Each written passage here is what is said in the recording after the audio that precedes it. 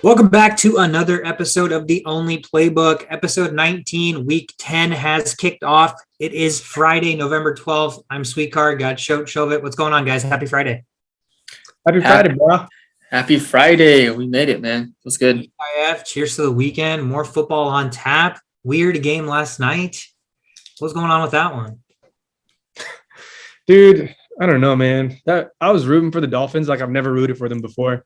And it felt good to actually have a team win that you root for a change. So that was nice. Yeah, what's that like, right? But we'll talk more about that game. And nonetheless, it was a wild one. Appreciate you guys joining us. Again, it's Friday. We want to talk about week 10. Week 10's on tap. We're officially halfway through the season, maybe a little bit more. So a little bit of a couple of midseason special edition segments we want to throw out to you guys today. So first things first, all the support we've gotten so far, we certainly appreciate. If you like our content, if you enjoy listening to us ramble, talk shit, banter, whatever it is, give us a follow, give us a shout out, tweet at us at Only Playbook. We have an Instagram, we have a TikTok, YouTube, Spotify, Apple, Google, Anchor FM, right? The whole freaking 9 yards. So certainly appreciate the support, and tell your friends, tell your friends, tell your dads, tell your moms, grandmas, grandpas, dogs, cats, babies. Dang. If you're going to say all those things, they're going to leave somebody out. Yeah. And all of the above. Everybody that it did not include, tell them, because they should know. And I think they'll enjoy our content. So everybody that supported us so far, thank you so much. Keep it coming. As always, let's kick off the episode show. We have a slew of injuries. It's Friday. We still have 2 more days, one real big day tomorrow before shit gets finalized. But who's on the injury report? Yeah, coming to you live from Minneapolis, Minnesota. Your injury guy here. I guess I'm not dressed too well for this weather, but it works. Yeah, okay, you're indoors, so it's all right. That's true, but I had to walk here, dude. You can't just come in here like this. But yeah, anyways, back to the injuries. So Russell Wilson is activated. I mean, I don't know how to explain this. I don't think it's ever happened before this quickly.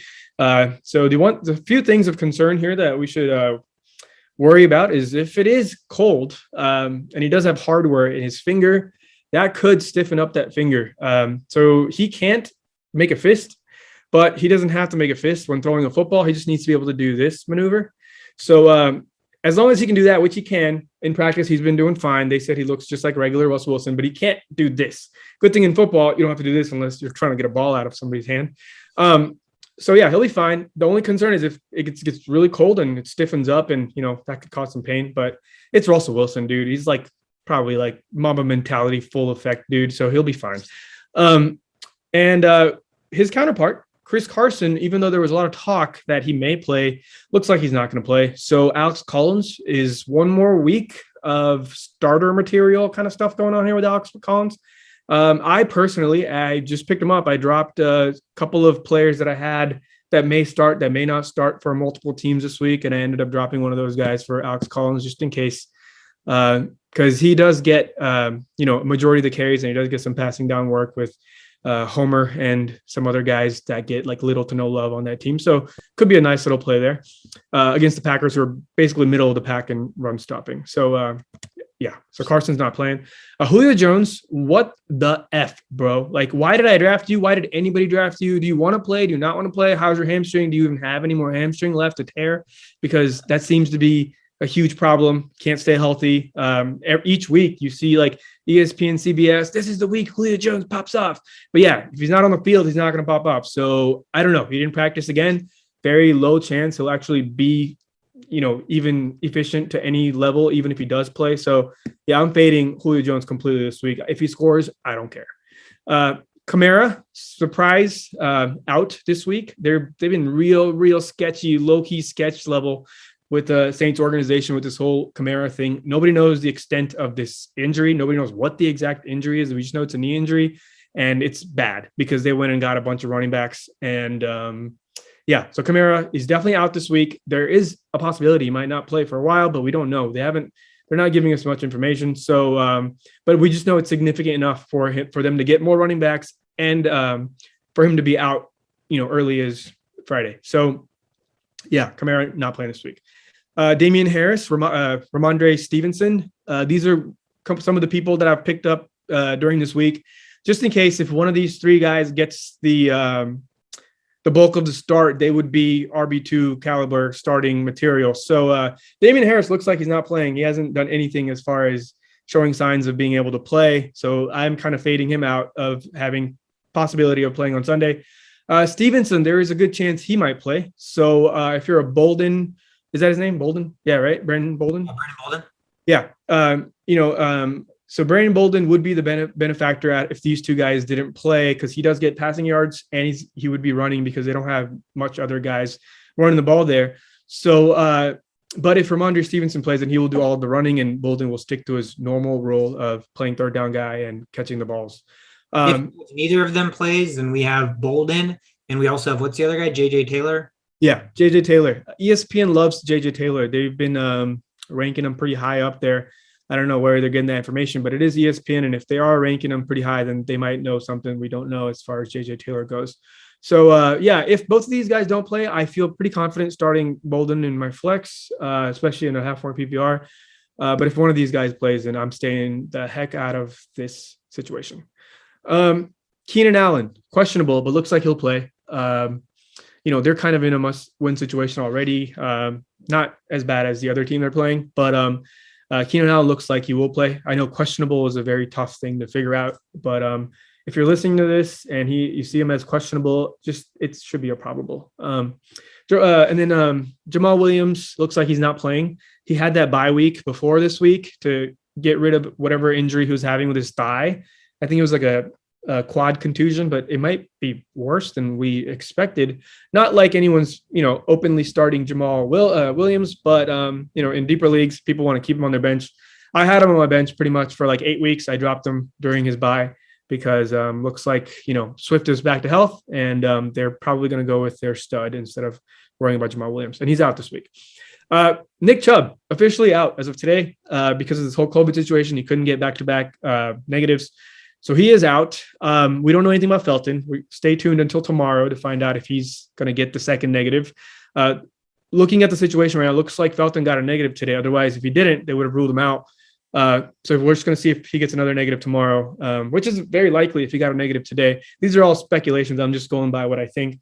But yeah, Chubb's out. So Dearness Johnson, looking at how he played last week, I'm sure Ernest Johnson owners are super happy about this, as you should be, because if Chubb's out, Felton's out, Dearness Johnson is money. Even if Felton's in, Dearness Johnson's still money. Just a couple of catches here and there he probably wouldn't get, but it shouldn't scare you enough to not start him.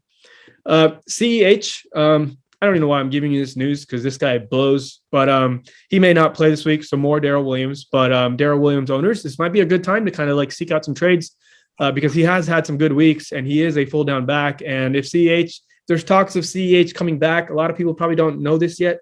So it might be time to kind of sell high on Darrell Williams. But CEH is probably not going to play this week. Andy Reid did not sound positive about him playing. Let me just say that. T.Y. Hilton, on the other hand, will play this week. That should knock, at least 6 targets away from the rest of the team, mainly Michael Pittman. But Pittman, up-and-coming superstar in the making, that should not affect him. They should still give him what he is deserving of getting. If they're smart. Yeah, if they're smart, which I feel like they're a pretty well-rounded team. They're pretty dumb, but I feel like, they're kind of a little sneaky little threat there. Antonio Brown, he did start catching balls off of the ball machine, but he is out this week. That's what it looks like. Most likely out. Logan Thomas is out yet again. A lot of people went after I told them last week to maybe go get him because the target share is just ridiculous with Logan Thomas. He plays pretty much every down and he has more routes run than any tight end when he is active. But looks like he's not playing again this week. So it might be a nice ad now. Speculative ad. Chris Godwin, it's a really weird situation. We were speculating last week that they were adding all these wide receivers and tight ends because Antonio Brown's situation, but it looks like they knew Antonio Brown was going to be out a while, and they were okay with what they had. But now that Chris Godwin's hobbled up, that's probably why they went and added all these people like Perriman and whatnot. Johnson will probably be a good benefactor if Godwin doesn't play. But, he was there in the open portion of practice today. which is a good sign. It's usually if they don't show up to the open practice, then they are probably not going to show up to practice at all. But if they're already there in the open portion of the practice, that's typically a good sign. So stay tuned. This might be a game time situation. We might get some news tomorrow, but as of now, I'm probably like 60% sure he'll play. So we'll see. James Robinson is questionable, but I think this is a very light questionable. Carlos Hyde, if you look at all the fantasy apps, his points have dropped significantly as of yesterday. He was projected, mid numbers, but now it's down to like three point something. So those are usually signs that looks like Robinson will play this week, but that's going to be a Sunday situation to maintain. So that's all the news for today. And stay tuned on our social media, mainly Twitter, where you get almost the bulk of the injury reports.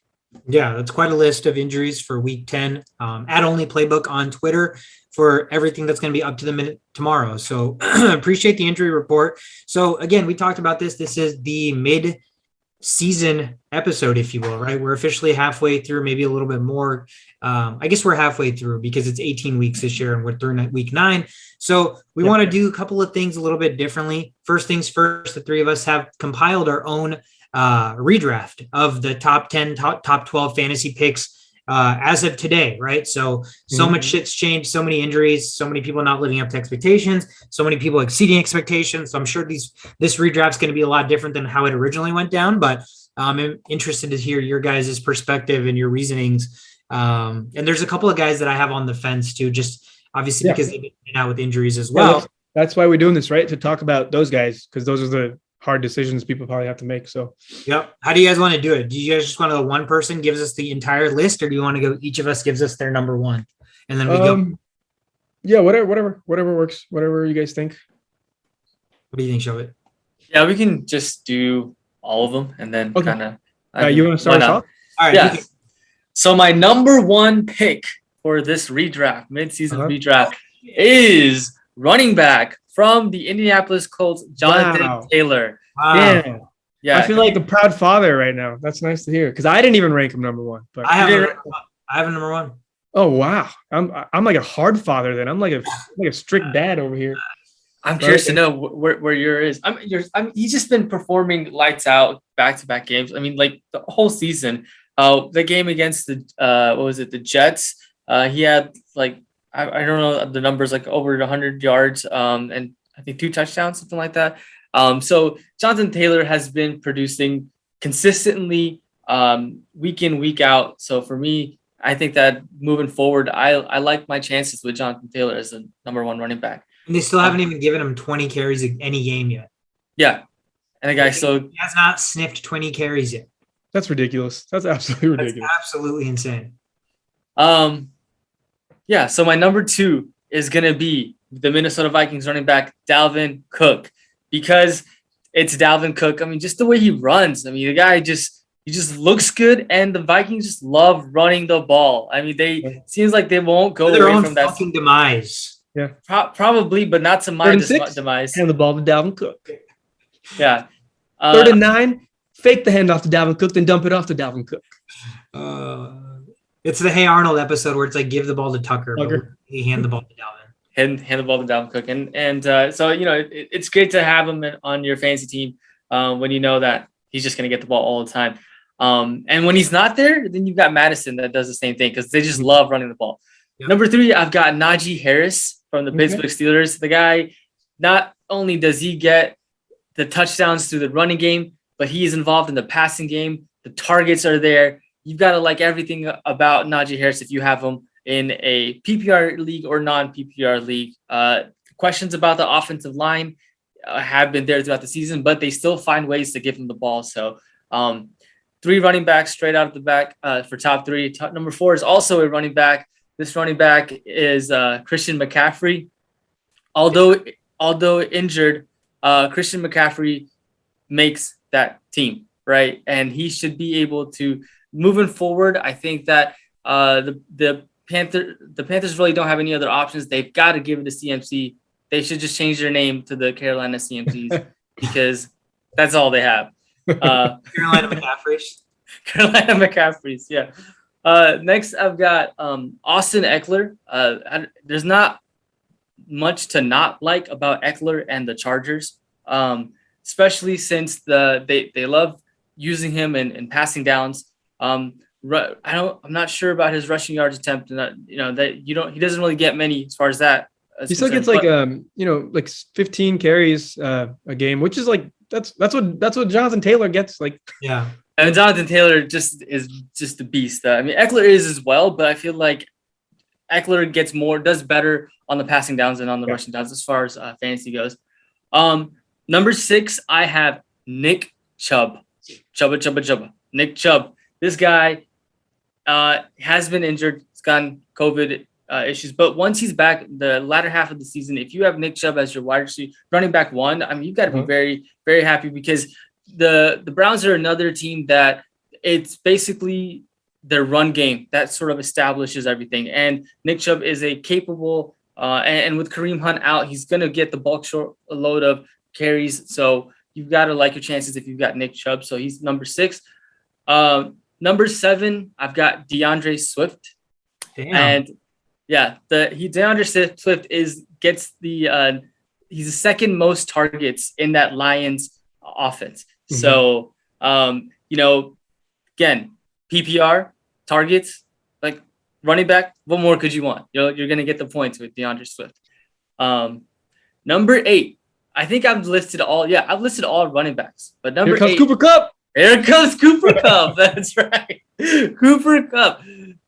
We haven't seen a regression game by Cooper Kupp all year. Like, Cooper Kupp will get his numbers. The only thing with Cooper Kupp is now that you have OBJ may take some of the targets, but I think OBJ, there's still so much to be seen and whether or not he will be an impact to that team. Yeah. Let me tell you about how much of an impact he's going to be. The Rams are favored plus 800 to win the Super Bowl. You know what they are after adding OBJ? Plus 800. Plus 800. Yeah.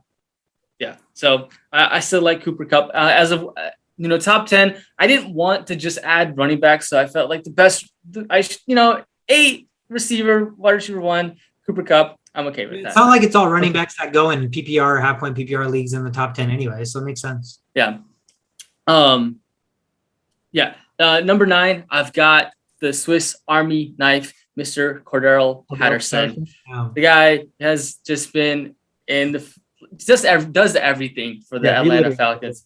Runs the ball, catches the ball. I mean, the guy, he's their Swiss Army knife. And so Cordero Patterson, number 9 on my list. Number 10, a guy that may be under the radar for many people, but he produces solid numbers. I've got Joe Mixon for the Cincinnati Bengals.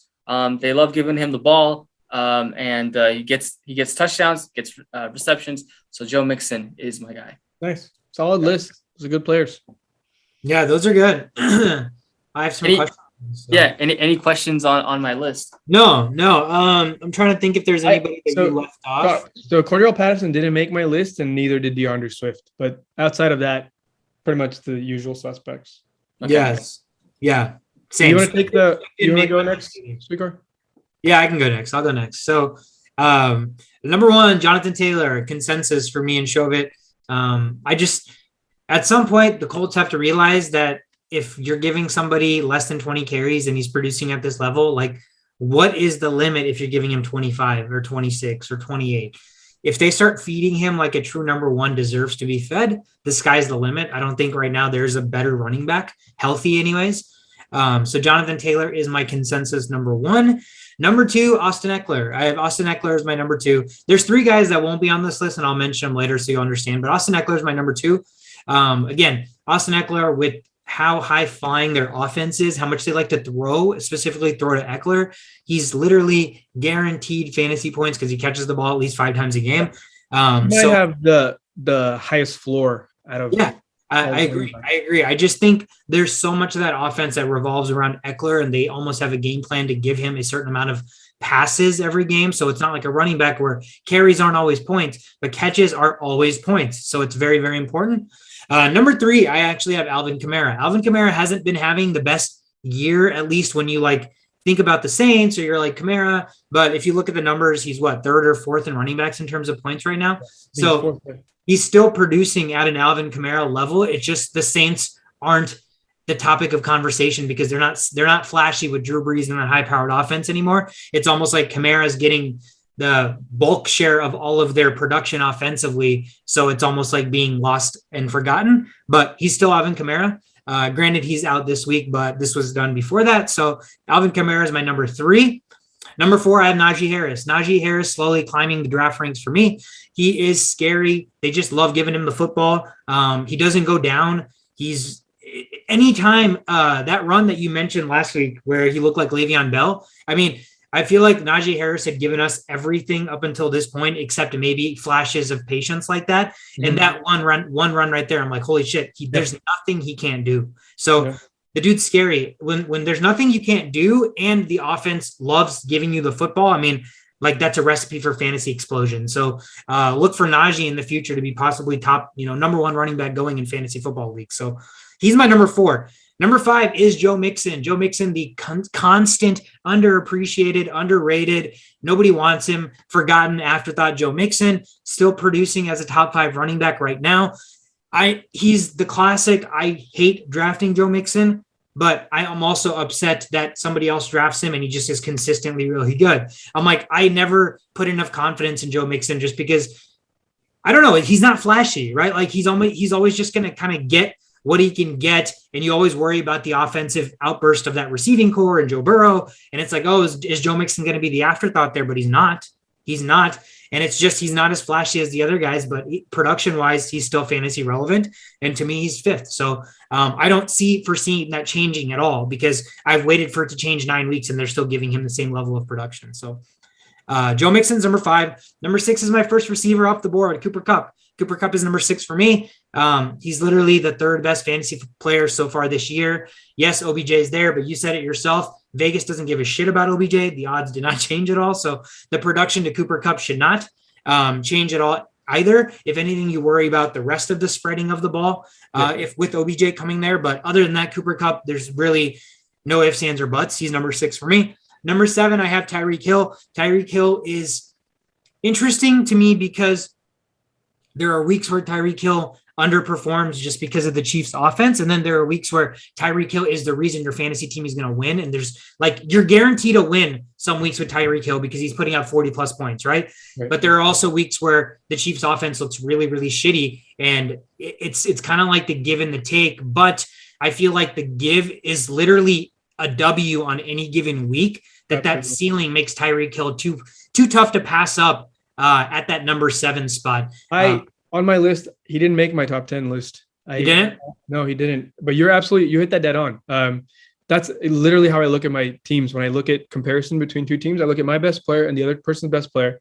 And Tyreek Hill is usually that guy for me. And if he does well, it's a guaranteed win. I haven't lost when Tyreek Hill scores like over 20 points. It just because, for many reasons. But then I've also snuck out wins when he gets like 5 points. So it's a good player to have because that's a good way to construct your team is with one dynamic player that could win you a week. But even if he doesn't do well, you can still win the week. It's always nice to have a player like that. So yeah. And again, he's closer to the bottom of the top 10 just because obviously there are for sure guys above him. And at 7, obviously there's 3 names running backs that I'll mention at the end, but at 7, it's almost like at that point, you're getting too big of a value to continue to pass him up. So to me, he's number 7. Number 8, I have Jamar Chase. Jamar Chase has been as consistent as they come in terms of receivers. Obviously, everything I'm thinking about is half-point PPR because that's what we're in. Yeah. And right now, points is the name of the game. So yes, we love our running backs, right? We obviously love running backs. A lot of fantasy drafts are running back heavy as they should be because we've seen how people can fucking have to splurge for random ass Gainwells and randos that, get you 0.7 fantasy points because you have to start them on a limb. So with that being said, though, Jamar Chase has been very, very pleasantly surprising and he's not boom or bust. If you look at his game log, he's consistently getting you double digits every week. Yeah, and again, worst day was like 11 points. Yeah. And that's unheard of. And so incredibly consistent. That offense is ready to explode. And Jamar Chase also has sometimes the upside of a Tyreek Hill. So he could be getting you 40+ points. So to me, Jamar Chase is number 8. Number 9 is another guy that I always have a hard time drafting, but he's consistently really fucking good. And that's Deebo Samuel. Deebo Samuel's number 9. Sorry, I should have let you guess. Deebo Samuel's number 9, just because, again, Deebo Samuel has a home run literally written any given week, right? He's getting all these random ass 80-yard catches. He can literally do nothing the rest of the game, and he's already gotten you equivalent of an RB1 in fantasy production.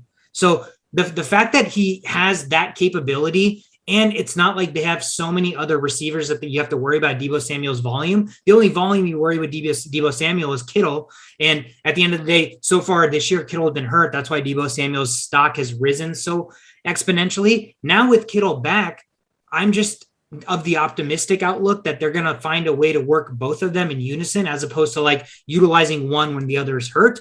And so with seeing how well Kittle played his first game back, I just think that's going to open up even more big play opportunities for Deebo Samuel. So I got Deebo Samuel number 9. And number 10, I have the unicorn himself, Cordero Patterson. Again, there's nothing he can't do.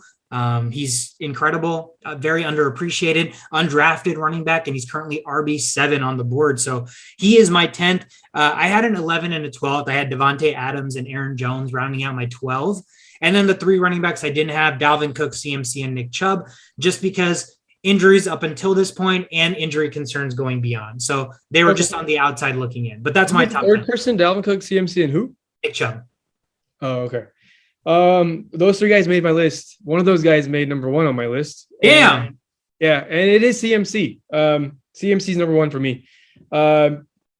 It's just, I mean, yeah, the injury concerns are there. But the upside is just so high. The upside is the highest we've seen like any running back have. Even Derrick Henry doesn't have this upside because of just Derrick Henry's still a volume guy. But believe it or not, he has those runs that go for no yards. It's like he gets 30 touches and one of them's going to explode and the numbers look phenomenal. But at the end of the day, he's not an efficient runner. Who is an efficient runner is CMC. He doesn't need that type of volume, but he can give you those kind of points through the air, through the ground. And because we're starting from this point on, I am kind of just not worried about the injuries because injuries could happen to anybody. So I kind of just ignored the injuries. But if we were to worry about injuries, I would have probably listed it a little differently. But I'm just hoping none of these players get hurt.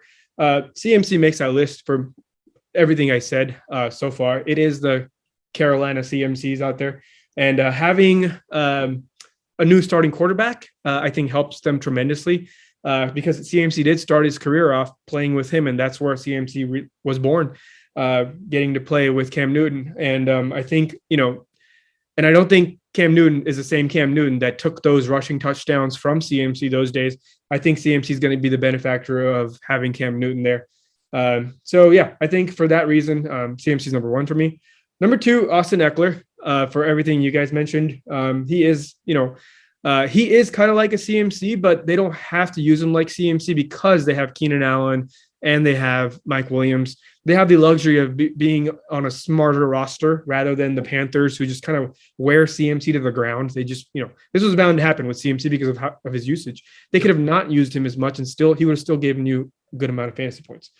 So Austin Eckler, CMC 2.0, I give him number 2 rights. Number 3 is Jonathan Taylor, for everything you guys have talked about also as well. There is no ceiling. We haven't seen a ceiling, and that's scary. So for that reason, I give him number 3.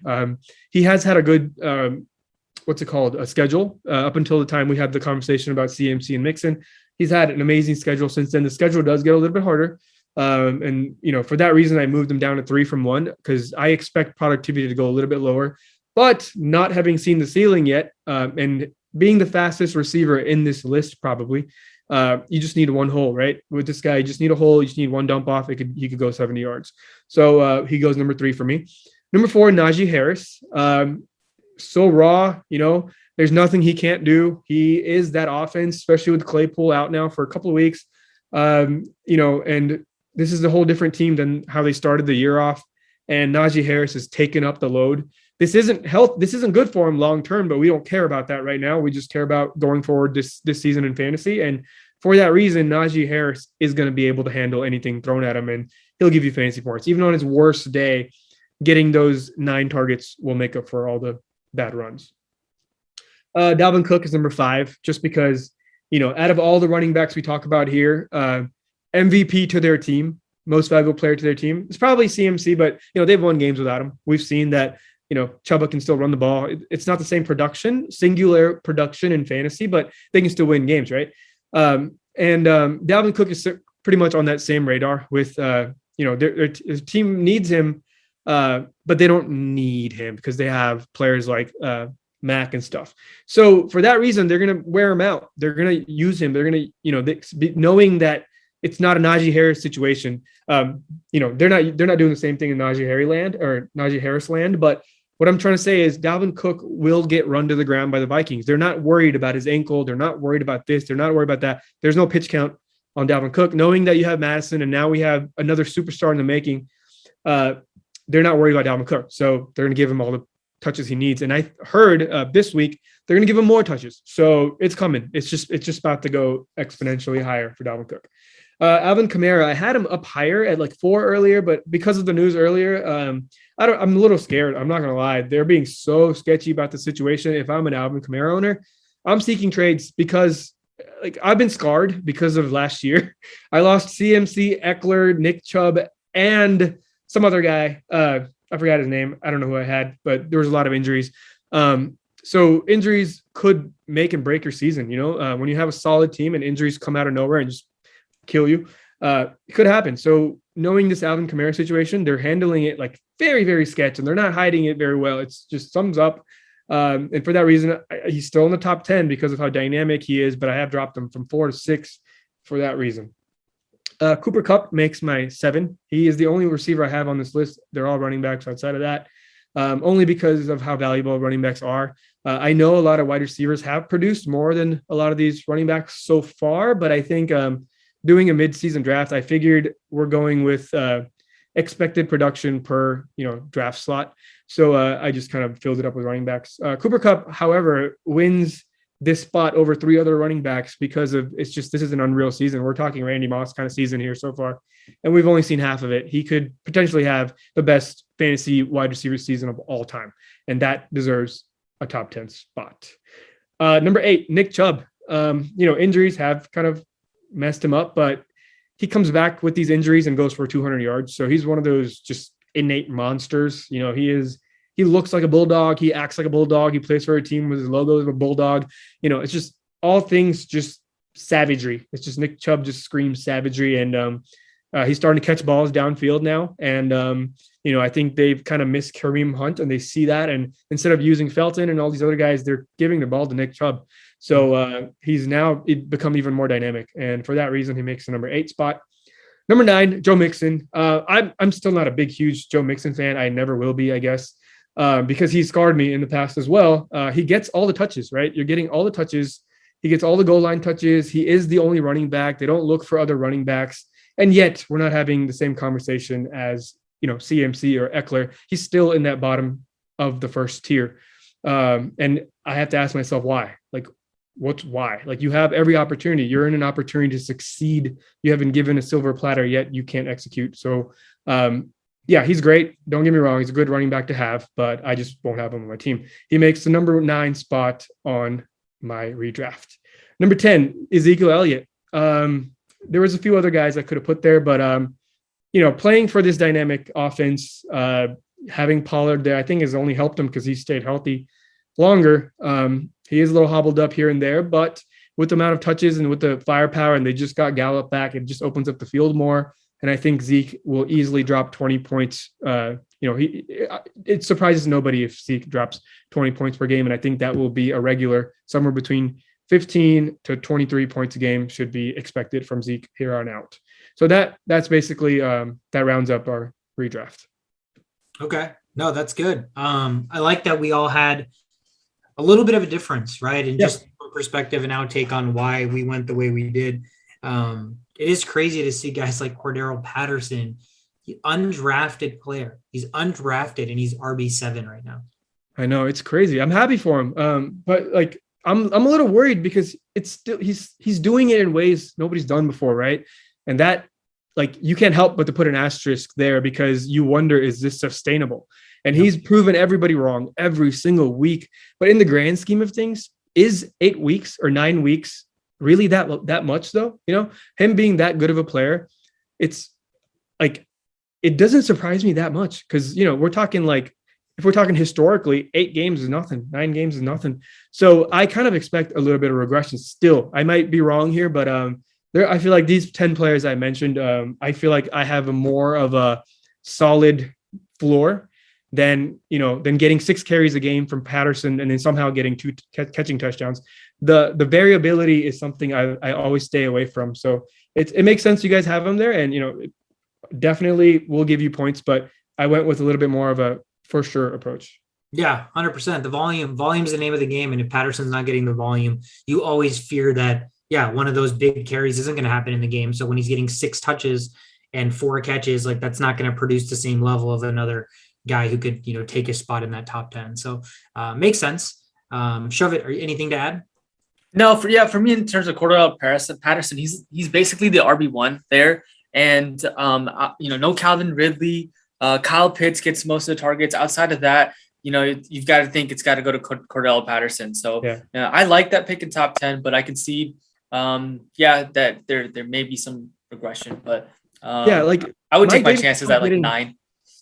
Mike Davis still getting like 9 rushes and like 2 catches, so that just scares me a little bit, because when I want an RB1, I want him to be an RB1 with full confidence. And I just don't have the confidence because of these 12 catches or targets a game Mike Davis is getting. It like scares me a little bit, because one day Mike Davis is going to get 100 yards, and then that might be the day Cordero Patterson doesn't do good. So I don't know. It hasn't happened yet. So it's kind of outlandish to kind of like fade Cordero Patterson out of the top 10, but these other players kind of make up for it. So. Okay, fair enough. Yeah. Let's jump into the awards. So mid-season awards, we each have some awards we want to give out to some guys. Recognize their greatness thus far. Shisho, you start us out this time. Well, I have some fun names, but there's one that I couldn't make it fun. It's just MVP. Who do you guys think is the MVP on my roster? Your roster or just fantasy football? Fantasy. Tom Brady?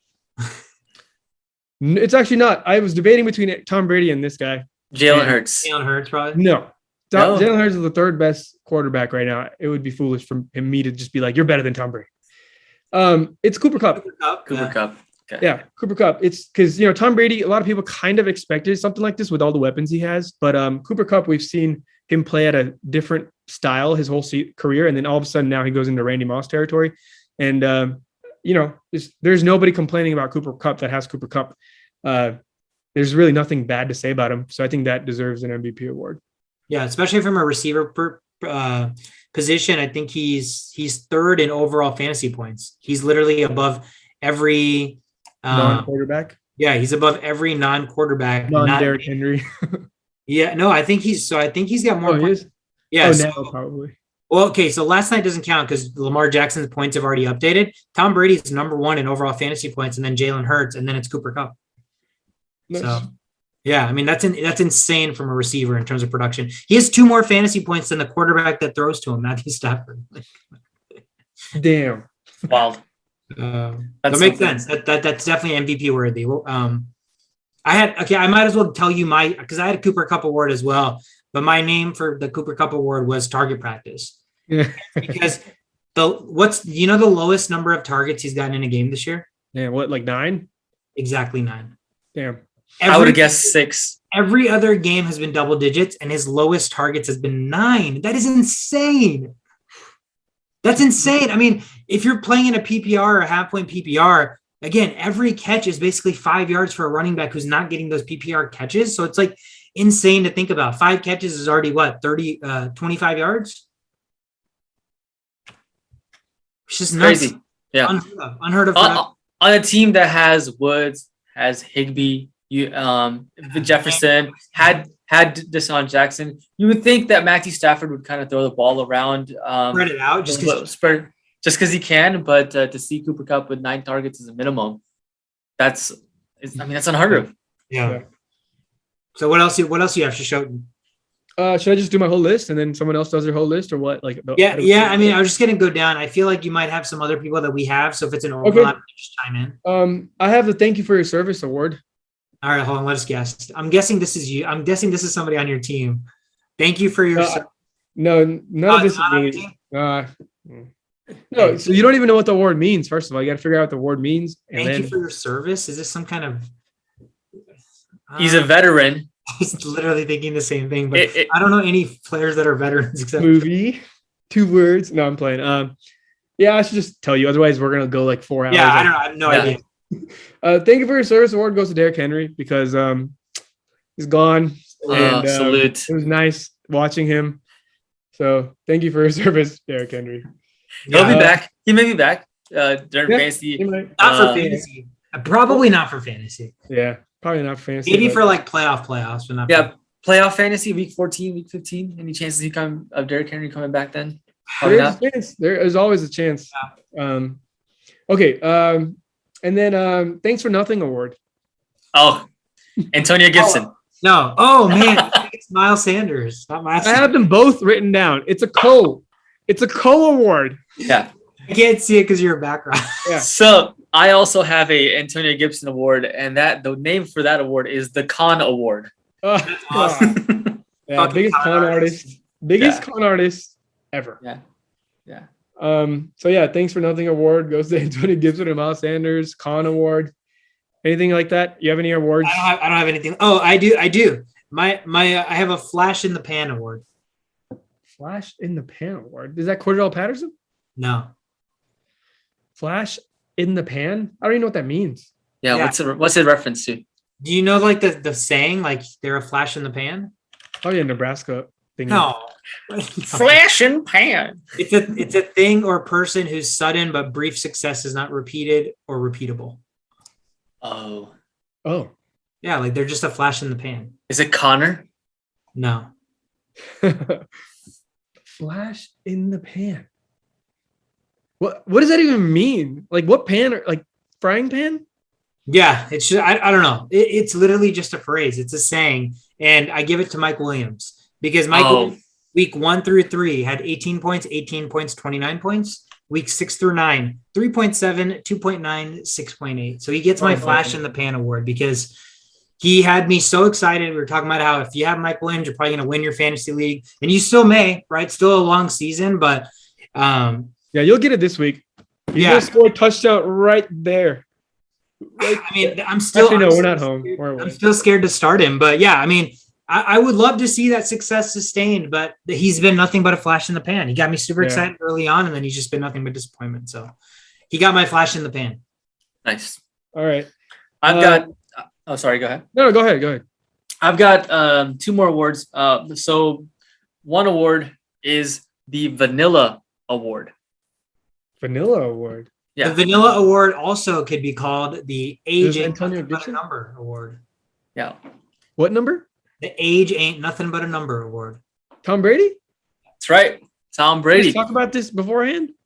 Yeah, he had asked me about it. So Okay. So he gets the Vanilla Award because Bluebell vanilla ice cream flavor is such a great flavor, but doesn't get the love like your Rocky Roads or your butterscotch or your caramel. you have all these new flavors coming new about. flavors, but vanilla is the GOAT. It's the best flavor. With the brownie, what do you want? You want a nice vanilla ice cream with your brownie, and it's just really amazing. And yeah, brownie can be whatever you want it to be. So for that, the Vanilla Award goes to the GOAT, Tom Brady. Okay. Yeah. He got my Age Ain't Nothing But a Number Award. He's literally the number 1 fantasy football player right now. Yeah. He is number 1 in quarterbacks, and he was drafted 99th overall, 10th round. So yeah, I also gave him an award. It's called the Indestructible Award. Yep. Because all valid. I don't know. He's never gonna die. Yeah, he's immortal. The dude's fucking immortal. Yeah. Okay. Next award. Shoba, you just want to finish off your last award? Sure. So my last award is the MIB Award, which also stands for Most Improved Bro Award. Most Improved Bro? Yeah. Is it Gronk? No, it's not Gronk. That's a good one though. No, it's Cordero Patterson. Just saw it came out of nowhere. Also, another name for that award was Nobody Told Me. Nobody Told Me Award. Because nobody told me about. Shout out to Aish. Nobody told me about Cordero. What time are we at? I'm gonna tell them to look up this time. Yeah. So nobody told me about Cordero Patterson. Also, he's the most improved bro. So he gets my MIB / Nobody Told Me. Okay. I also had an award for him called the Mystical Being because he's a fucking unicorn. Nice.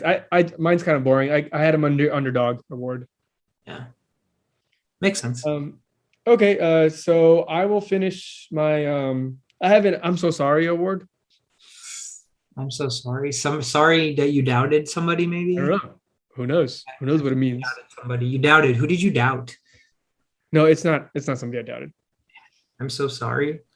Saquon Barkley. Is it Patrick Mahomes? No, I'm not sorry for him. He's playing Saquon Barkley. Are you sorry for Saquon Barkley? No, I'm not sorry for him either. It's a tough game, man. Sometimes you get hurt. So I'm so sorry for Allen Robinson that he has to play in that shitty team. I'm so sorry, Allen Robinson. You deserve so much better. He deserves better. He does. And then my last award's Rookie of the Year award. Didn't make it flashy name, but Naji Harris. Yeah, I'm giving it to Naji Harris. It was between Jamar Chase and Naji Harris, and I think whoever has a chance of getting hurt more and doesn't get hurt and still produces, overcomes that situation, I give them that award. And Naji Harris has to run. He has to, he has to catch. He gets beat up, and yet he's still beating other people up too. So I'll give him that award. Yeah. If I had to put a bet, I would take Naji Harris from now till the end of the season for who wins Rookie of the Year. If I take a bet? Ooh, yeah. Shit. Between him and I'm saying if I had to place a bet between him and Jamar Chase to win Rookie of the Year, I'd take Naji Harris today. I have one more award. Okay. It's the Lady Cooper Award. Lady Cooper? Yeah. Is that from a show? I don't know. I don't know what it's from. I don't know what it's from. The names I'm thinking of is Cooper Kupp, and there's no way you got an award for. Is it Amari Cooper? No, it's the other Cooper. That'd be too easy. What other Cooper? Kupp? The guy that throws to Amari Cooper one time when he plays Cooper against Rush. Cooper Rush. No. It is the Lady Cooper Award because a star is born. It's going to Jonathan Taylor. Jonathan Taylor is the new star in this motherfucking league. Okay. So that's why it goes to Jonathan Taylor. Lady Cooper, get it? Lady Gaga, Bradley Cooper, Star is Born. Oh, wow! Damn, had to really go different routes to get there. That was well done. If it was Bradley Gaga, I may have figured that one out. Yeah, but that was too easy. Gaga was way too easy. But yeah, so that was my last award. What else do you guys have? My awards are done. I had 6 awards. Shelby, do you have any other awards? No, those are all my awards. We got the MIB, Vanilla, and the Con Award. So yeah. I like it. So Tom Brady, Cooper Kupp, Cordero Patterson. Who else did you have? You had Antonio Gibson, Miles Sanders. Yeah, I had Cooper Kupp MVP, underdog, C-Pat, thank you for your service. Derrick Henry, Rookie of the Year. Najee, thanks for nothing. Antonio Gibson / Miles Sanders. I'm so sorry, Allen Robinson. And indestructible Tom Brady. That's solid. That is a solid list of awards. It's crazy to look back because it's always the what if, could if story, right? When you're thinking about who you could have drafted or should have drafted. And I just remember being number one. And here's the funny thing is I would have fucked up either way because I guess I had 3 options in who I really wanted to take number one. Mm-hmm. It was between CMC, obviously, who I was very reluctant because of injuries, even though it would have been stupid to not take him. Mm-hmm. Derrick Henry was my other option, but Derrick Henry I was still worried that there were too many guys above him for PPR perspective that would outproduce him. Right. And then the third guy was no, I thought I was going to be watch, it's going to be the resurgence of Saquon. So I honestly was considering taking Saquon, which would have been really, really fucking horrible if I took Saquon. But nonetheless, I mean, the team that's doing really good in our league, you have Jonathan Taylor. Riaz has Naji Harris. And then in my other league, the number one player has both Jonathan Taylor and Naji Harris. So it's you're seeing similar players on these teams that are winning halfway through the season that are doing well just because of the value from a Jonathan Taylor or value from a Naji Harris. And, those guys that went way later that are doing a lot better. Thank you guys for tuning in. Thanks for all the likes, the subscriptions, the follows, the messages, the DMs at The Only Playbook everywhere except Twitter. We're The Only Playbook. Hit us up. Appreciate all the support. Thank you so much. We'll see you next time.